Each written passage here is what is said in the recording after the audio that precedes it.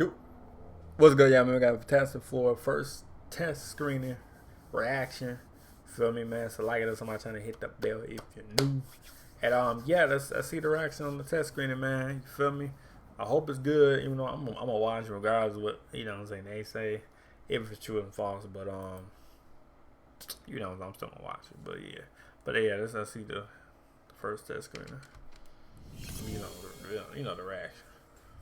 What's going on, guys? Welcome to Everything Always. My name's Michael Roman, aka Allfires, and as industry insider Jeff Snyder put it, Marvel Studios held a not-so-secret test screening for the Fantastic Four. That's where we got the leaks about the post-credit scene and plot details, and we'll be leaving that stuff alone in this video. But what we will be talking about is insiders across the industry revealing what their sources told them about the reaction to this test screening. We have several of them for you. Again, these are totally different sources. They all have the same thing to say, and well, we're going to talk about it because it's not as overwhelmingly positive as some of the earlier test screening reports had been, but this always happens with Marvel movies.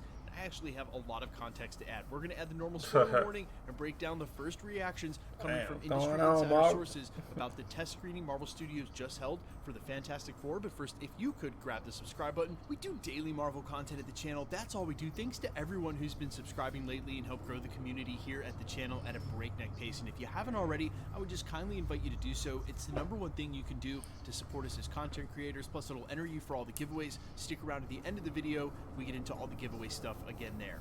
Okay, so first up, the normal spoiler warning, but it's going to go a little different today. Of course, the people reacting to the Fantastic Four First Steps test screening were probably told that they weren't to share any details, including the reactions, but hey, this is the risk that any studio, including Marvel, runs when they do test screenings of the sort. But as I would say for this, just like tell them, but you know they gonna still do what they do. Did for Captain America: Brave New World, when we were hearing a very similar thing, please try to remember that the sample size of the people seeing this test screening are very small. I've been in these pre-screeners before where they've shown a portion of the movie or the full movie, not the red carpet premieres I've been to, but actual media pre-screeners. I saw one for Wakanda Forever, and the number of people sitting in the theater here in Atlanta were less than 15. So just keep that in mind that this is a small sample size. You don't know what kind of biases that the people going to this movie have. Maybe they're casual fans, maybe they're not fans at all. Definitely not a litmus for the die-hard Marvel fan base that watches channels like mine, so keep that in mind and keep an open mind going to see this film regardless of what these early reports are.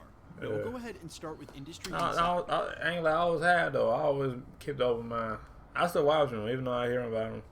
They feel me. I still watch them. Viewer or none who had to say this quote: "General reaction I'm hearing is quote unquote okay, but it's not a big sample size. A couple of people have said the first act's kind of shaky, but it gets better once Galactus shows up." Now, this next update comes from industry insider Jeff Snyder. Again, this is the guy who nailed Robert Downey Jr. playing Dr. Doom months in advance, so his track record is proven with some of his sources. This is what he had to say. Quote, "Last night there was a not-so-secret test screening of the Fantastic Four First Steps. My source called it both quote-unquote mid and meh, and not that bad, but not that good either." Now, the next group of reactions reported came from industry insider Charles Murphy over on his editorial, Murphy's Multiverse. This is as re-reported by superherohype.com. Quote, "According to a new report from Murphy's Multiverse on the screening reactions, the upcoming take on the iconic Marvel group is described as a quote-unquote straightforward comic book adventure. Other reactions specifically mention Ralph Ineson's Galactus, who is described as terrifying and one of the best parts of the movie. The same audience member reportedly said that the film has a cosmic horror angle and feels very Lovecraftian, probably in regards to the inclusion of Galactus. Not everything was positive, however. Criticisms from the screening allegedly include lack of character development, as well as disappointing use of Reed's power, as well as the Thing reportedly not used at all in the movie, or rather just severely underutilized. So as a whole, it sounds like the best part of the film is Galactus's inclusion. Yeah, that's what I hear, yeah. Galactus. To portray him, but rather the rest of the movie is lackluster, but according to these reports. Guys, we've been down this road before. It's the same thing that happened with Captain America. Just a lot of people bashing the film before people even have a chance to get to the theaters and make up their own mind, with a very small sample size at that, saying that still, you can't deny that these reports, and coming from multiple different sources, all seem to say the exact same thing, that the movie's not as shiny or standout as we had hoped that it would be. It's maybe not the film that Thunderbolts was, which is absolutely an MCU classic right off the bat. So if true, where exactly does this leave Marvel Studios, as this is the last film before we get to the Avengers Doomsday film, and that's got another year and a half to go. If they come out of the gate with the Fantastic Four and say it's less good than Thunderbolts, then we have to wait another year and a half for a Marvel movie. What does that actually mean for Marvel? Well, I actually think it doesn't mean much at all. Look, the Fantastic Four are a major Marvel franchise, and they are going heads up against Superman. But if the Fantastic Four should come out and say underperform at the box office, I don't think that that ultimately has any bearing on how well Avengers Doomsday will do, and the year and a half in between the two films, if anything, might help Avengers Doomsday release, giving it some space if the Fantastic Four doesn't perform the way that Marvel Studios is hoping. And if you're wondering what that exactly is, well, the $1 billion mark seems to still be the huge number that Marvel wants to go for, and with Deadpool and Wolverine having recently hit that, even with the underperformance of Captain America Brave New World and the Thunderbolts, you bet Marvel is still hoping that the Fantastic Four can come out and do something close to that number. And I just don't know if that number is realistic. Even if the Fantastic Four is as good as we all want it to be, we're sort of in a different era with box office for Marvel right now. And so again, I don't think this is the litmus test that fans may think it is, or those who want to love to hate on the MCU. The Fantastic Four comes out and does a box office number of, say, $500 million or even $600 million. That is still a huge win good by any box office that's still good standard, and would make the studio money based on the budget. It just won't be the kind of number they're hoping the Fantastic Four can do. But I will also say, if the movie drops and it is not good, it lives up to these reports and it's actually very lackluster, well then word of mouth is not going to help carry that movie, and we'll have to see what ends up happening, being stacked so close on top of Superman's box office release, whether or not that helps or hurts that they're going second with this movie.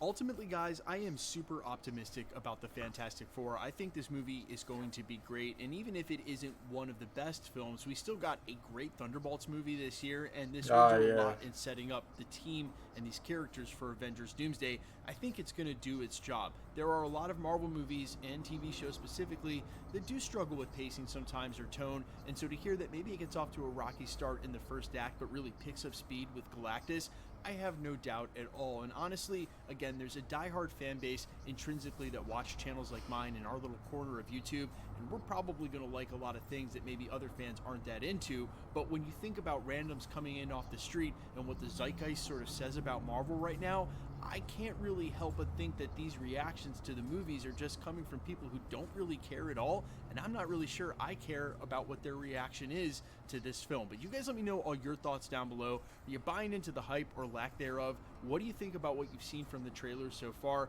Remember to keep an open mind, and when tickets do go on sale next week, I believe it's June 4th, we'll be doing rounds of ticket giveaways here at the channel. Speaking of which, if you want to be entered for that or the PS5 giveaways, which will also be next month for Ironheart, all you got to do, hit the subscribe button, then leave a comment down below. Because it's truly random, the more videos you comment on, the better chance you have of winning. All winners will be announced at the end of videos, the same way we're doing here, live with my voice and the winning comments shown on the screen.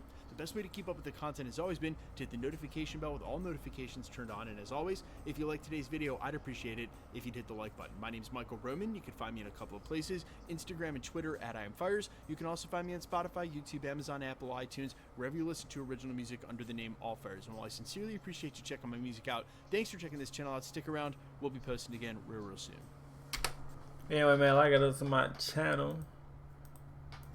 Hit the bell if you're new, man. Hit the bell if you're new. Let me know what y'all think, man, about the test screening, man. What y'all opinions is, man. And yeah, let me know, y'all. But like it or sub, man. I'll be high. Peace.